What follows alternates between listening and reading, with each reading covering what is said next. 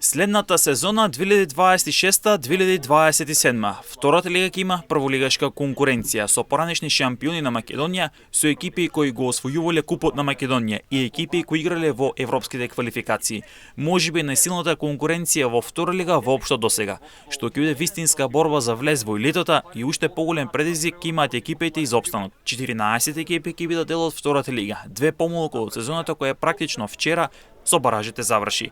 Од минатата сезона во втора лига остануваат екипите на Осогово, Охрид, Беласица, Новаци, Детонит Плачковица, Кожув и Тетекс, кои избори опстанок преку бараж, а пак нови второлигаши се третолигашите Камјани и Еромилк од Горно Лисиче. Од прва лига се преселија Шкупи, Македонија Ѓорче Петров, Работнички, Бреа, Струмици и Пелистер.